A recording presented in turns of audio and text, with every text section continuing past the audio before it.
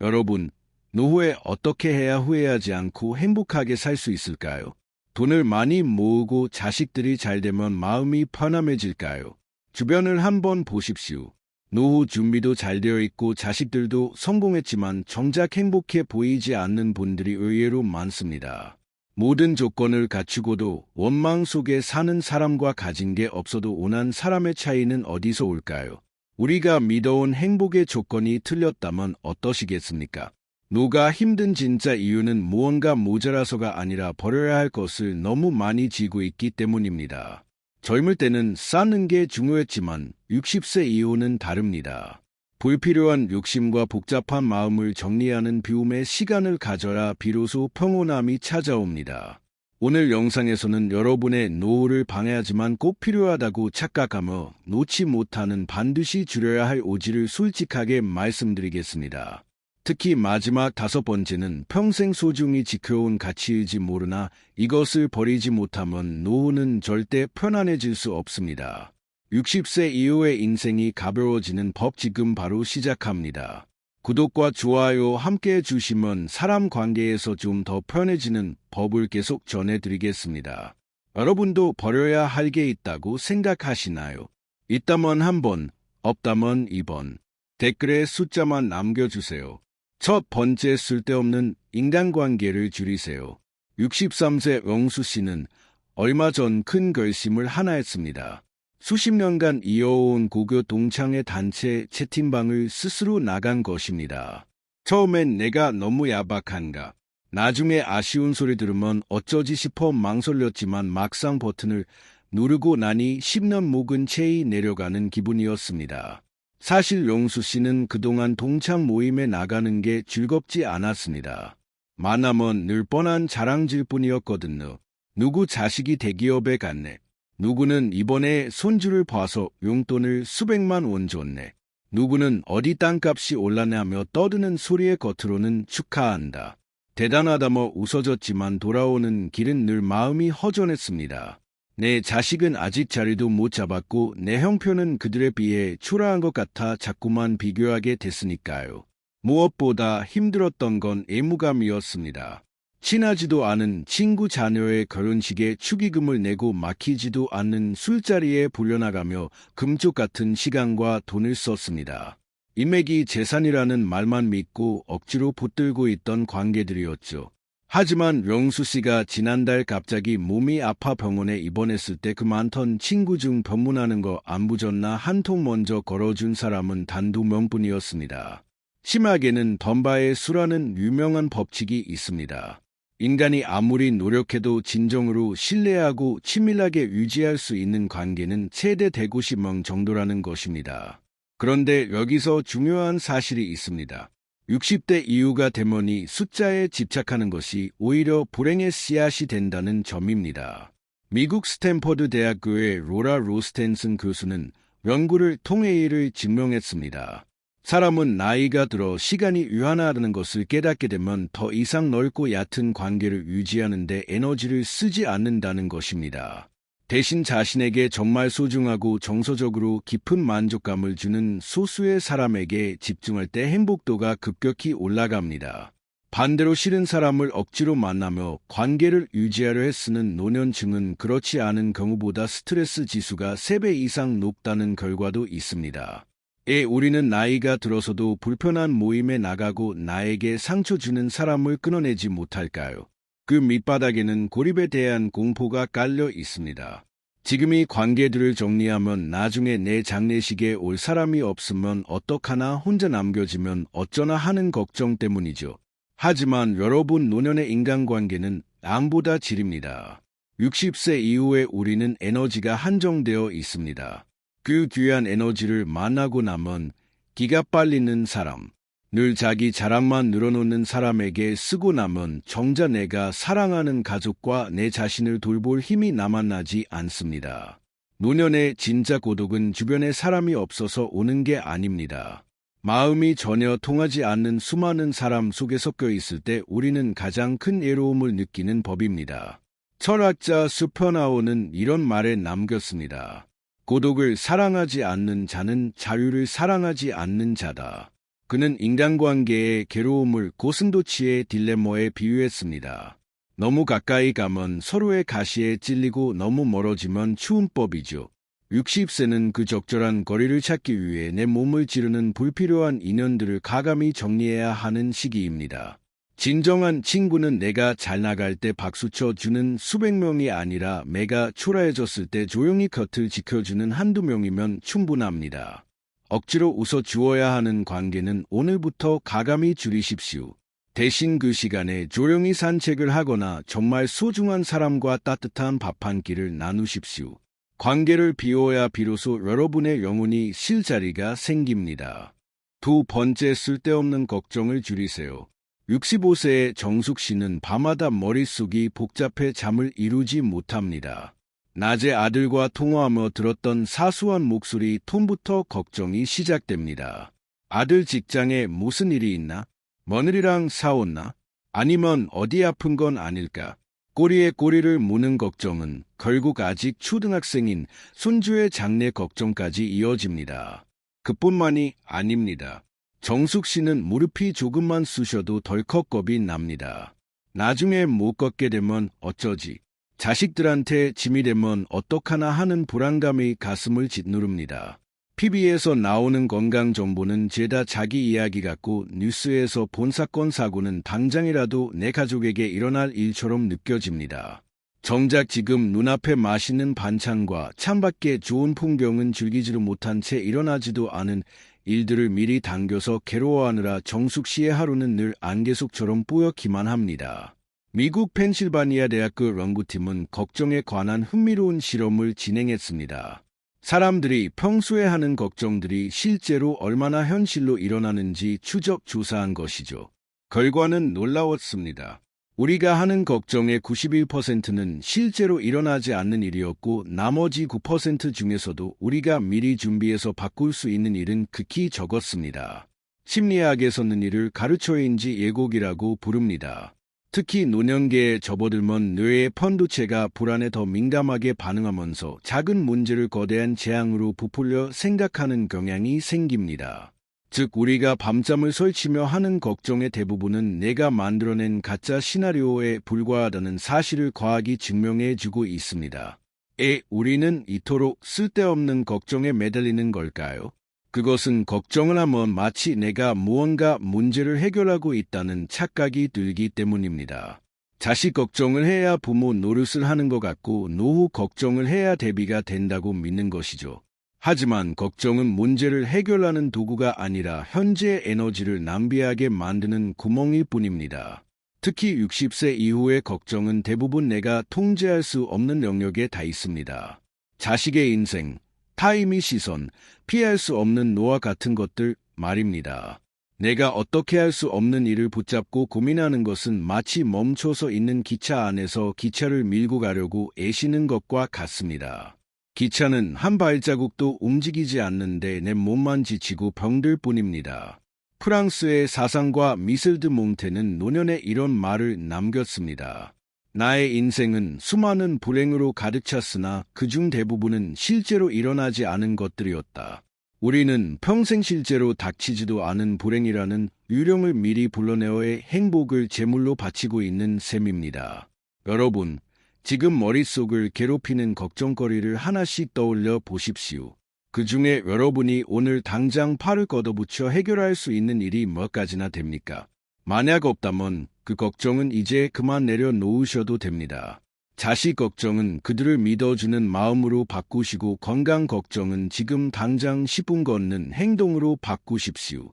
걱정한다고 해서 내일의 구름을 치울 수는 없지만 걱정을 멈추면 오늘 내리지는 햇볕은 충분히 즐길 수 있습니다.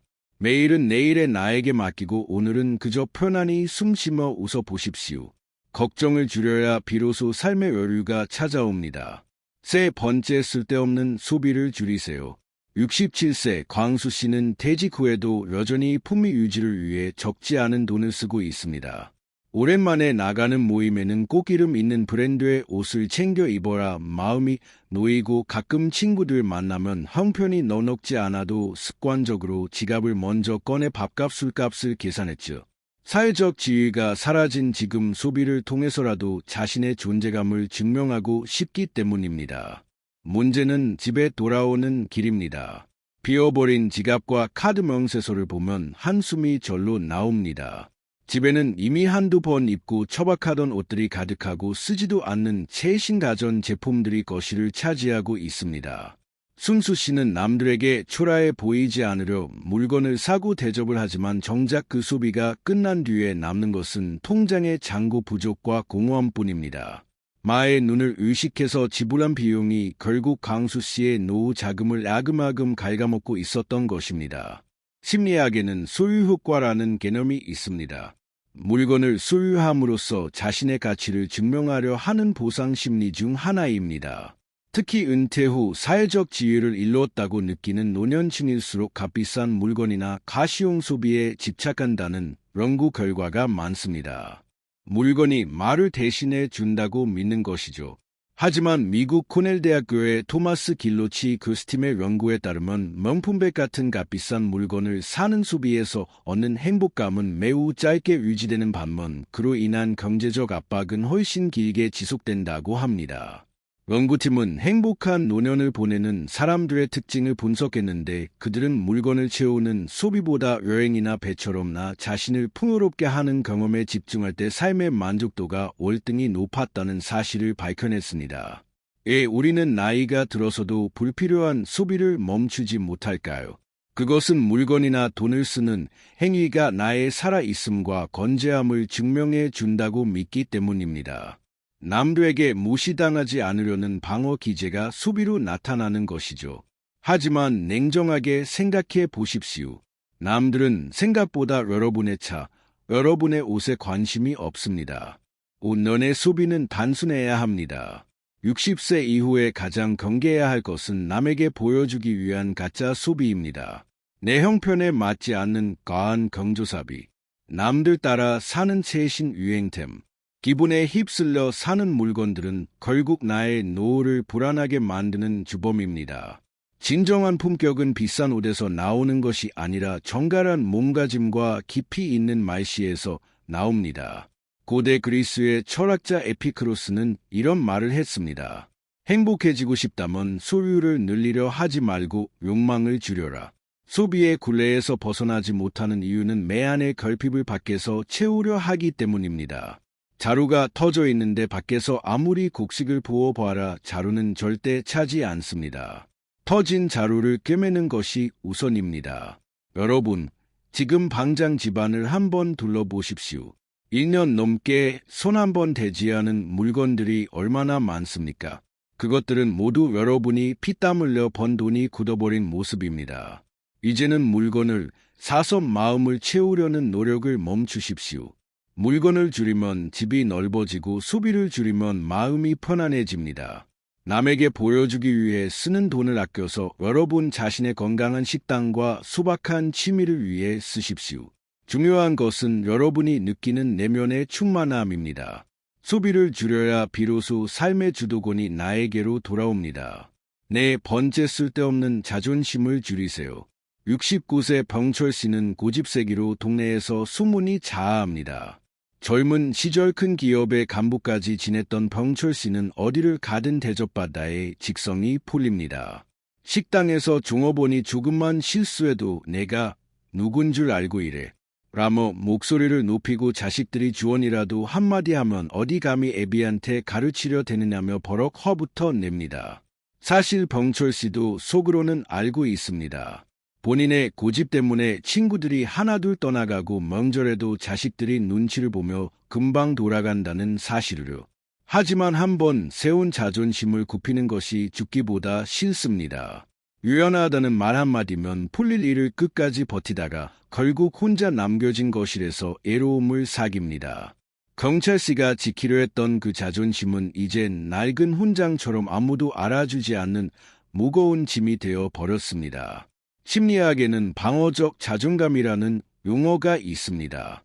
내면이 허약할수록 외부의 비판이나 변화에 민감하게 반응하며 자기 과시나 고집으로 스스로를 보호하려는 심리입니다.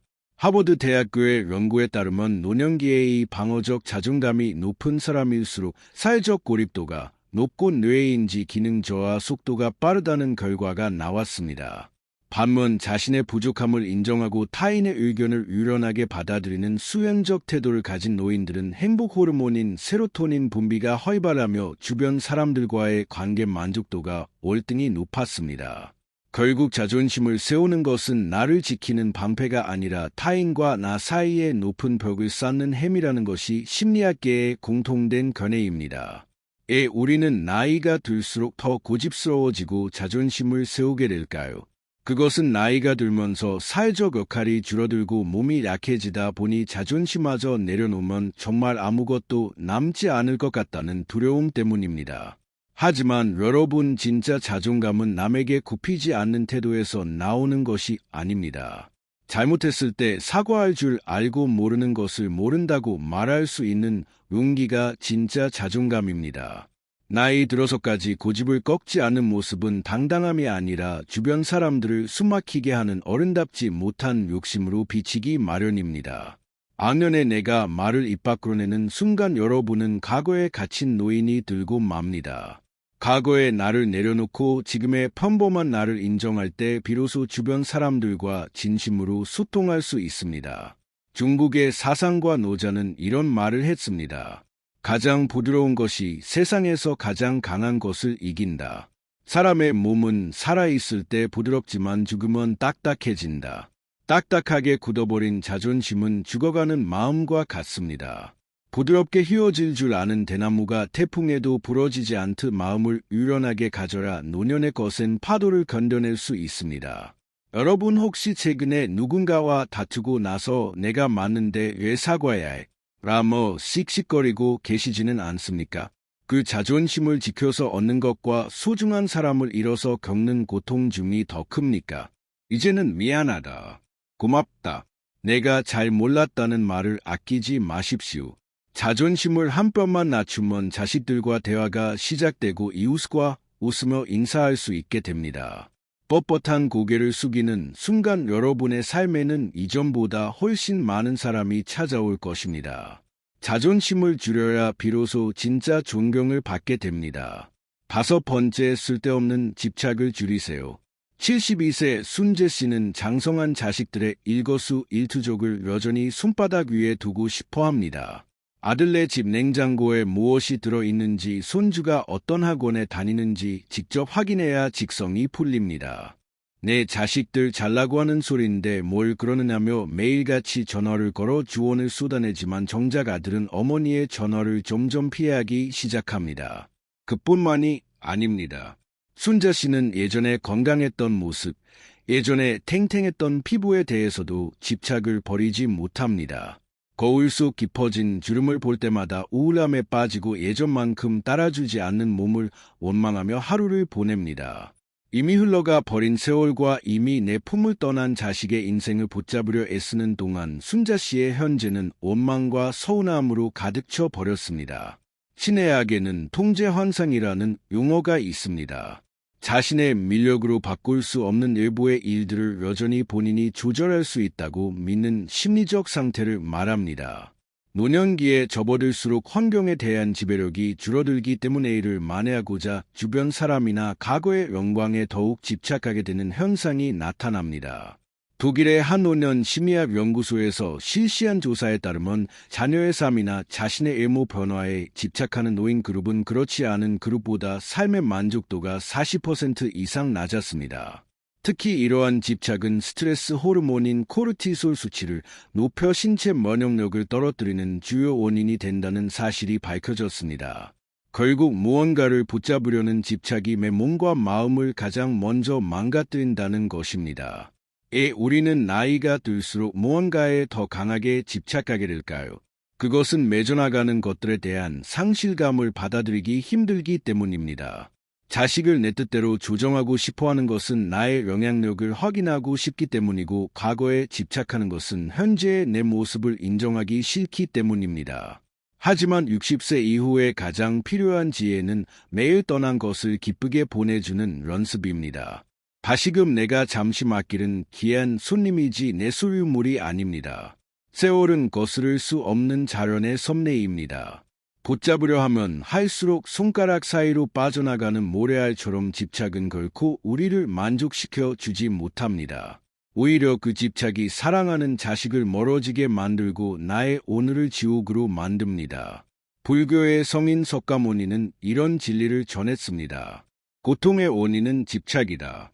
집착을 내려놓을 때 비로소 진정한 자유에 이른다.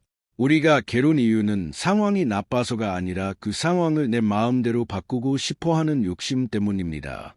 움켜쥔 손을 펴야만 비로소 평화가 그 손바닥 위에 올라앉을 수 있습니다.